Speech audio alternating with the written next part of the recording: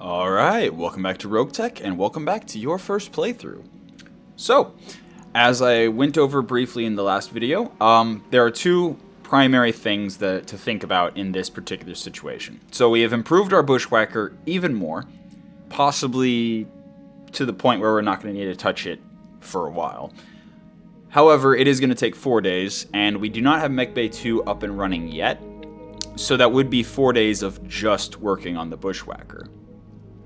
Alternatively, we can use the 3 days until Mech Bay 2 is up doing something else, and then make full use of Mech Bay 2 to get the Bushwhacker and something else up and running at the same time.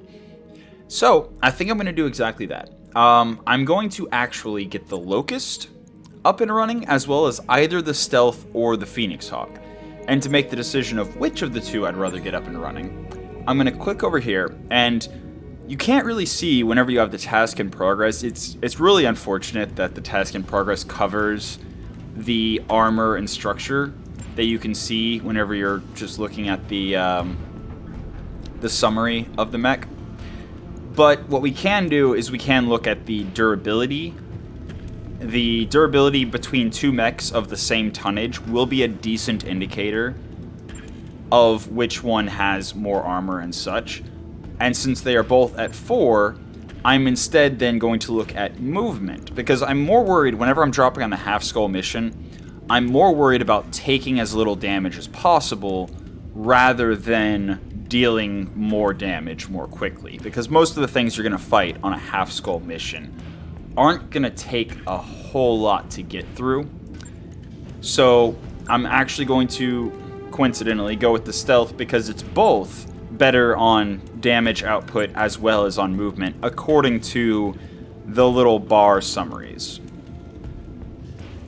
And this is actually also a really good time to talk about the crits, which I'll do in just a moment. But first, just keep in mind, we clicked yes to repair all after the mission.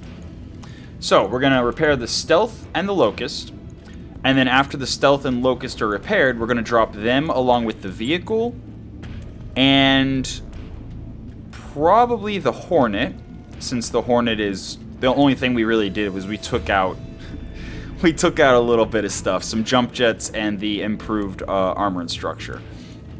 Armor or structure? I don't remember what, but it does still have the narrow low profile quirk. It does still go relatively fast. 5.7 is definitely not the fastest, but it's definitely not the slowest. And it still has the LRM, as well as, worth noting, before I forget, because I'm certain if I don't say it now, I will forget it. Deadfire LRM ammo cannot fire indirectly. As far as I know, it is the only LRM ammo that cannot fire indirectly. So, this is a direct fire only mech. There's no hiding behind a hill and launching LRMs indirectly, but that's fine, because again, it's going to be a half skull mission, so it's not likely to be heavily damaged or destroyed, but once more, it's one of our 20-tonners. If it does, okay. But it should be very, very easy to drop on a half skull mission with... honestly, we could even drop in the Assassin, even though it doesn't have ammo for its LRM. It's just an LRM 5 we'd be down, and it would be armor. It would be additional, targets for the enemies to shoot at. But it would just have, what, a medium laser and an SRM-2? We'll decide once we start to drop. But we are going to definitely drop on the half skull mission, just so I can kind of show an optimization of the time before Mech Bay 2 is fully up and running. So, we are definitely using the Stealth rather than the Phoenix Hawk. We're going to get the Stealth and Locust up and running in 3 days, at which point the Mech Bay 2 will be finished. And then after the Mech Bay 2 is finished, it'll take 4 days to repair both the Bushwhacker and the Phoenix Hawk. So, in 3 days, it should automatically stop because Mech Bay 2 will be finished. Wonderful. And there we go, we actually have the first event. So now I get to talk about events. Anytime you see a window like this pop up while you're passing time, traveling, or otherwise just in the management interface, and you see one of these pop up, this is an event. And the events have... So there are different options you can select. The text is just to kind of give you a little bit of fluff and a little bit of an idea of what's going on. And then the things you can select at the bottom are what really matter.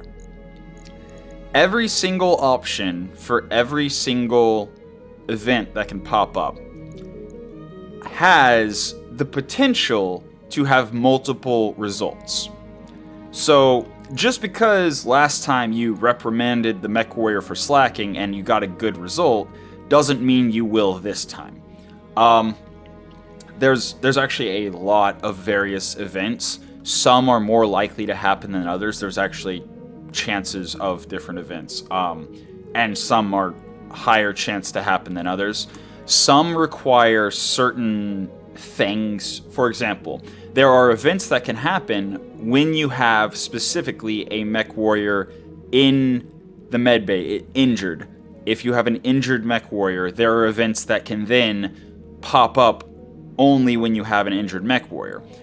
One of them, the most noteworthy, is you literally have an event pop up saying, "Hey, they're dying. What do you want to do about it?"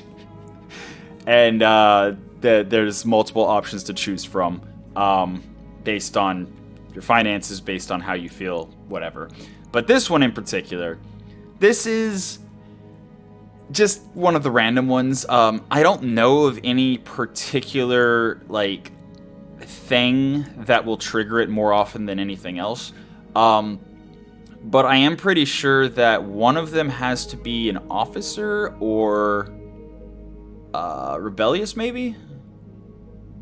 Yeah. I think the one that's, quote, slacking off needs to be rebellious.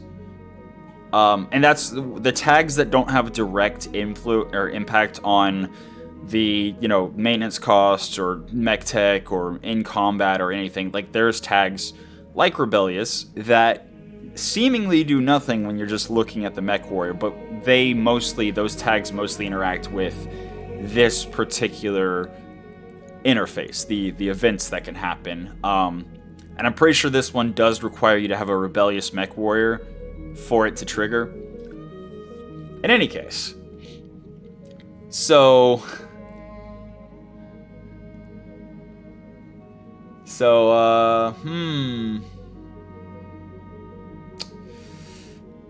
I mean,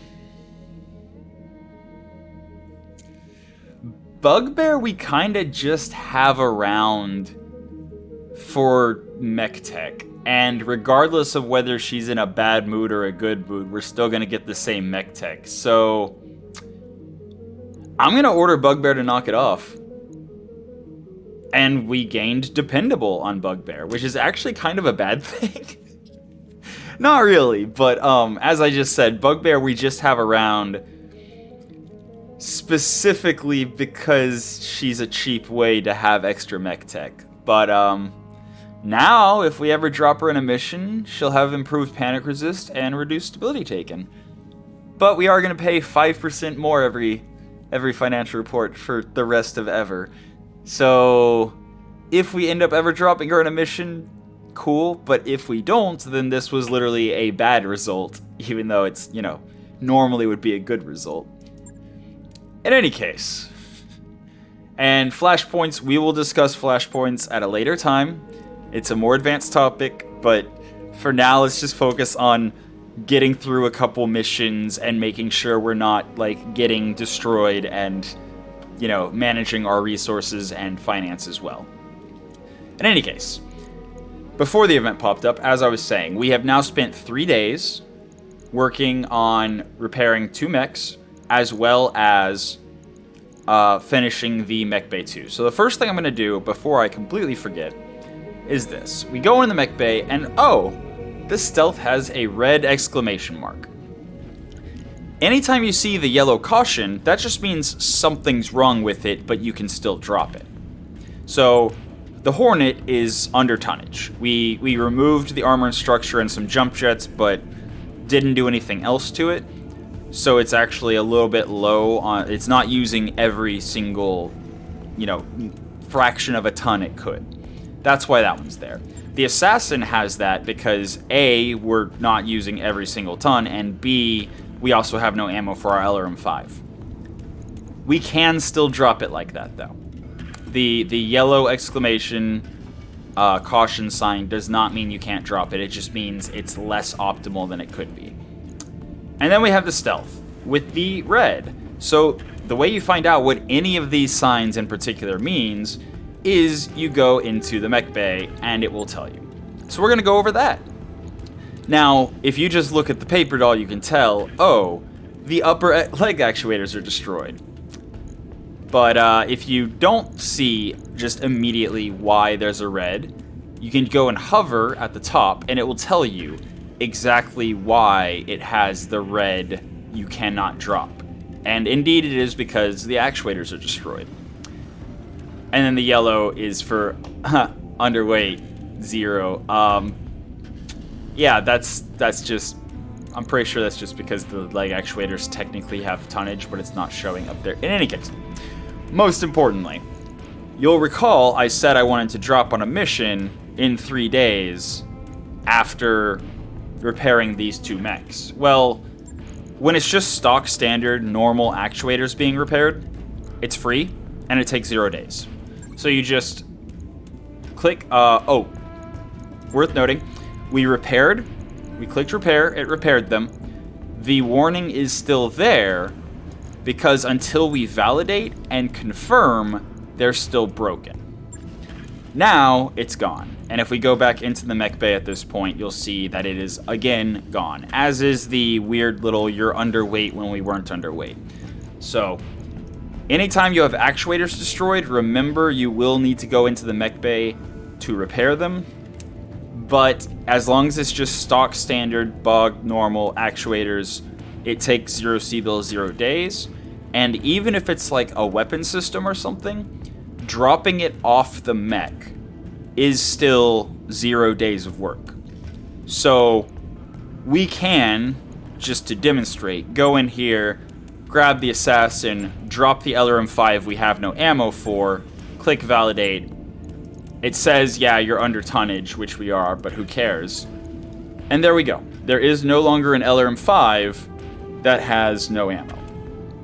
But it is still showing the exclamation mark and the caution sign because we are running 3 tons light on it. But that's fine. So, you'll also notice that we still have fatigue of 1 day on all of our Mechwarriors. However, Tainted Loki, who we dropped in the tank, is back up and running because operating a tank requires, it generates less fatigue than dropping Mechwarriors into mechs. So, that means we have 5 available people that we could drop on a mission now. And even though they're all rookies, that's completely fine. I'm actually tempted to not even skill up Hellion just to save C-bills for the financial report. But at the same time, the faster we dispatch the enemies, the faster we're able to go about our business. Although actually the stealth, hold on. The stealth has the mask. I would like to be able to use the mask. And we saw that in the last mission, we saw our 4 piloting had a 0% fail chance to activate the mask for the first time, and 3 piloting had a 1%. So we're going to go with 4 piloting and 3 gunnery, especially since the stealth is also the mech that has nothing in the arms and is best for punching. Whereas the Phoenix Hawk was the one we couldn't really punch with because weapons and arms. And I'm absolutely, in a half-skull mission, there will absolutely be a chance for me to melee something and discuss that. So we are actually going to skill up Hellion here. And we are going to drop the... Actually, do we even have 5? Yes, we have 5. So we're dropping our 2 20-tonners, one of which is a little bit light. We're dropping our Assassin, which is 3 tons light, and we're going to drop our stealth, as well as the vehicle we have. But again, it's a half-skull mission, and with a half-skull mission, there's not too much that you have to worry about. It's very unlikely, no matter who you're fighting against, a half-skull mission is very unlikely to be dangerous unless it's clanners. And even then, so the value that is dropped on a half skull mission is so low that even fighting against clan factions and Comstar and Word of Blake, you're not super likely to be actually against a full force of clan tech. Because even they have some cheaper potential drops that are not super advanced. And that's why half skull missions are mostly just useful for like filler missions or I have nothing else to do at this moment kind of situations and missions. But we are going to go ahead and do that. But before we do, back to engineering. So we now have, again, that choice that I addressed, or that I, brought up last video, yesterday. We can either start automation and in 6 days have it finished where second mech bay is working at 100%. We could also start the training module and in 10 days start gaining experience on all of our Mechwarriors. But since specifically the Phoenix Hawk and Stealth we haven't even looked at and started messing with yet, and we definitely want to do a little bit there. The Assassin has 3 tons light, and we want to do a decent number of things to it. We still have a second Guardian ECM to install somewhere. We have a Hornet that's light and honestly running an LRM-5 with a full bin of ammo. That's really excessive. Also, case on a light mech isn't that big of a deal. I mean, it's half a ton, but that's to be addressed future. For now, I think we will go with the 100% Mech Bay 2 operation, in part so that we can more quickly get on top of all of the different refits and all of the different, modifications we want to make, and also very much to get that Guardian ECM online sooner than later. Now, this is going to be 6 days of work, so we will have 6 days worth of Mech Bay and a half repairs, but that should be enough to actually get us able to drop on that 1.5 skull mission that I was talking about. So we're going to go ahead and commit to that. We now have 950,000, and we need 410 for our financial report. Going back to the store, we already bought the exchanger that we were looking at, but we have not yet bought the Advanced Optics Mark 1. The Advanced Optics Mark 1 would be very interesting to put on our Bushwhacker, which would take 1 additional day, probably. It could also be worth just buying it now, stopping work on the Bushwhacker, and seeing if it will... You know what, we're about to drop on a half skull mission. I'm not super worried about not being able to make the financial report. So yeah, we're actually going to do exactly that. We're going to go back in. We're going to, once again, cancel the work on the Bushwhacker. You'll notice the Bushwhacker got 1 day of work finished on it. It did have 1 day of work done. So let's see what's left to be done after that 1 day of work. So the exchanger did not get put in. Neither did the Guardian ECM. And the armor did not get adjusted at all. What? Really? So it spent 1 day being worked on and literally nothing happened, huh? Is that accurate? Okay, so without the advanced optic, hold on. Did it really? It really did, didn't it?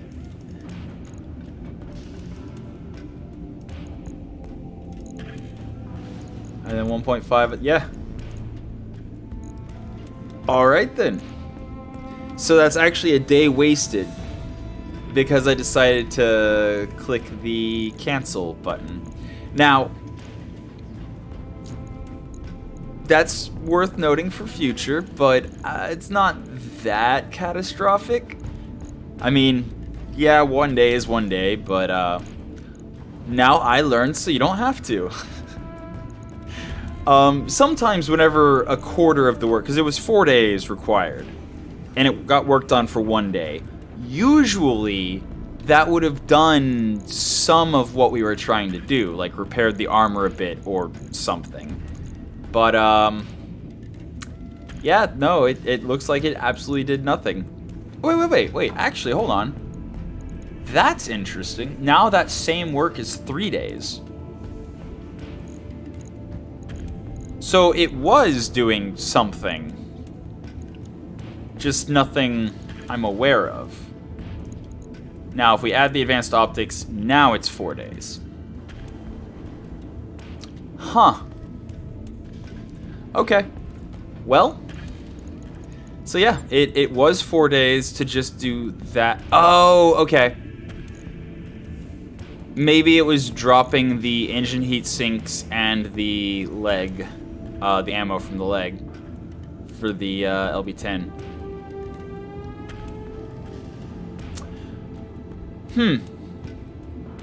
Okay. Alright, whatever. But, yeah, there we go. So the Bushwhackers looking good in 4 days. So that means if somehow we get through the first mission without taking, or this next mission without taking any damage, in 2 days, or 4 days time, the Bushwhacker will have 4 days of work done, and the Phoenix Hawk will have 2 days of work done. So that's pretty cool, because we have one mech bay working at 100%, one mech bay working at 50%.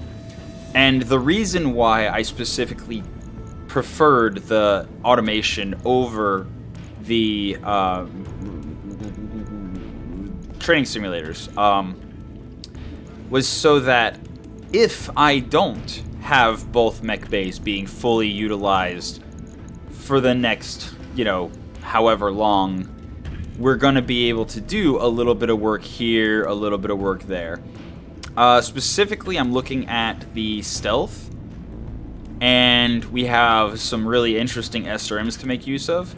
And looking at the assassin, and we have some really interesting SRMs to make use of. So that's pretty fun. Probably, that's a later thing, because for now we need to drop them. I guess we don't need to. So going into the command center, we do have these 2 half skull missions to choose from. Destroy base, which it usually has, whenever you do a destroy base, usually has either defenders, like a lance of defenders, or turrets, or both. And very often, there are reinforcements that come after you destroy the base, as you're trying to evac. But the reinforcement, well, we'll talk about capture base when we see a capture base, but destroy base, because Darius here is saying there are likely to be turrets, that's basically saying there are turrets. There's a bonus if we wipe out the base garrison as well, so that means there's also a base garrison. So we're guaranteed at least 1 force of units defending the base and 1 set of turrets, with 0 allies and 0 friendly units or anything to draw fire from us. Versus the Half Skull battle, where we have local government forces have been scouting territory, shows nothing of interest, there they are, whatever is they found, we don't want them to have it, go in there and destroy them. So this is a kind of kind of open one of the battles, but this is one of the battles that is most likely to be just a single scout lance. Basically, anytime you see the word scout, I know it's very vague and dodgy to say it like in this generalization, but if you see scout lance, if you see scouting, if you see scout anything, that's kind of in universe means it's going to be a relatively light, low armament type of units that are mostly just go fast and check things out rather than attack. If you see like an assault force or something like that, that usually means more armor, more weapons, less speed. But RNG be RNG, so you never know for sure exactly what you're gonna see. So yeah, those are the two half skull missions we have to choose from. Also worth noting is since they both have relatively low payouts, and we're already good for the financial report, in addition to the fact that we're dropping the 4 lightest mechs we have, so our drop costs are going to be relatively low, I think these are going to be good opportunities to just pick up some various disposable salvage. And if we're going for various disposable salvage, 6 out of 27 sounds pretty good. In addition to that, turrets, while not always, will often have the turrets will often have double heatsink kits, command stuff, sometimes they'll have electronic warfare stuff, and usually have bigger, fancier weapons than comparable value mechs and vehicles. So, in addition to all that, turrets don't move, so they get no evasion. So, the more firepower you bring, the faster you can tear through turrets. But on a half skull mission, I'm not super worried, so I think we're going to drop on the half skull destroy base, and we're going to run in fighting with the stealth, assassin, locust, and hornet. I want to say hunter. Hunter's vehicle, as well as the Schrosser, and we're going to hope that it goes well. Now, obviously, if it goes badly, as long as the stealth does not get too badly damaged, we can always repair one of the 3 others, whichever one requires the least repairs, and still have a full force of Lance of Mechs plus vehicle to drop on the follow-up 1.5 skull mission. So, with that all out of the way, if we look in the barracks, again, we have Tainted Loki, and we're going to go over now pilot affinities. So, if you hover over Tainted Loki, he's been in the Schrosser for 1 mission. However, I think I'd rather put somebody like Horik into the Schrosser so that we can put Tainted Loki into one of the mechs. Plus, I don't think, if memory serves, unless they changed it, I don't think vehicles really get affinity perks. I stand corrected. They do now. Cool. So, Focus Fire, +1 tank turret accuracy once we get to 20 affinity. 40 affinity, +1 defense, etc., etc. Yeah, affinity's pretty cool, but it is a long-term thing. So, likewise, Ambusher for the stealth is 20 affinity, minus 15% signature visibility, and +1 local ECM. And then at 40, +1 sensors and probe. Very fun, very cool. But everyone who is piloting everything other than the vehicle is currently out of action, and that's fine. So we, I think, are going to put our Horik here, who is military Mechwarrior. Technician is just Mech Tech, and Naive is for events. So he's very basic Mechwarrior military. Not a whole lot to see here, so he's going to go in the vehicle. Hellion, as we already pointed out, is going to have the 4 piloting, 4 tactics to use. Oh wow, yeah. Mechwarrior, assassin, neural implants. She's going to be a good Mechwarrior at some point. Very nice indeed. So yeah, very happy to be getting some experience on her. Bugbear. +0.5 Mech Tech, +1 Mech Tech. We don't really care about Mechbear at all, or Bugbear at all. Bugbear is totally going in the Hornet, I think. Then we have Braver, who, again, is going to be very expensive. Very, very expensive to level up. But at the same time, comes with some pretty good quirks. Not so much Merchant. Merchant's just money. But +1 morale, -3 recoil total, and -10% stability damage taken. +2 offensive push. He actually might be better off in a vehicle that has a very big cannon. Because -3 recoil. Yeah, we wouldn't really be benefiting from the 10% stability damage taken. But that's future me's problem. For now, we're just going to drop Tainted Loki, Braver, and Hellion into mechs, and Bugbear and Horic are going to go, respectively, 20-tonner and... Oh, that's right, we have two 20-tonners we're dropping. Regardless. All that aside, yeah, we're definitely going to drop the T2324 into one of the 20-tonners. And... maybe we drop Braver in the vehicle and put Horic in the other 20-tonner. Actually. Like, no joke. Because the tank is actually more safe, I think, than the mechs, as far as 20-ton mechs go. And we don't really want to lose Braver before we really get a chance to make good use of them. Yeah. Either way. But yeah, so there's engineering. We, again, as soon as we're done with the repair and refit, getting Mech Bay 2 online at 100%, we're going to build the training modules. Mech Bays, we have these ready to drop on the Half Skull mission along with the vehicle. We've got the Bushwhacker and the Phoenix Hawk being prepped for the next 1.5 Skull mission. The barracks, we've skilled up the people we're going to skill up, and we are ready to drop on the Destroy Base mission that we scouted out. But we're going to wait to do that tomorrow. For now, that's been your episode of Roguetech for the day. I hope you enjoyed it, and until next time, have a good one.